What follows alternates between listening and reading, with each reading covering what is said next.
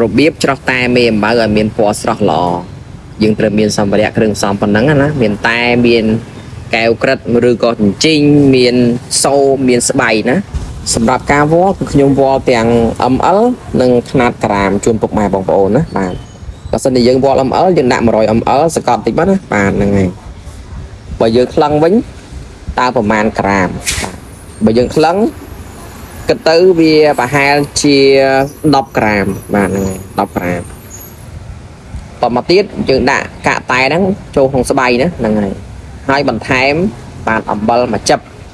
ឬក៏មួយចុងស្ព្រាពេលទឹកពុះឬក៏ទឹកដែលយើងឆ្អិនហើយក្តៅល្មមក៏យើងប្រើបានដែរណាដាក់ចូលមកយើងលើកស្បៃឡើងយើងមើលទឹកកម្រិតទឹកត្រឹម 1000 ml ឬក៏1លីត្របាទហ្នឹងហើយយើងត្រាំវាមួយផ្លែតក៏បានយើងផ្ទេចុះផ្ទេឡើងបែបនេះក៏បានណាបាទបន្ទាប់មកយើងបាទធ្វើការបាទស្រង់យកកាកចេញបងប្អូនឃើញទឹកតែពណ៌ស្វាយស្រស់ល្អមែនតើណាយើងយកទៅឆុំមីនុយតែមេអំបៅដូងឬក៏តែក្រូចឆ្មាតែដកគោវិញគឺថាស្អាតមែនតើណាហ្នឹងហើយចឹងរបៀបឆុងតែមេអំបៅគឺបែបនេះណាបើគិតថាវីដេអូនេះមានប្រយោជន៍សូម share ម្នាក់មួយមកណាសម្រាប់ចិត្តអរគុណ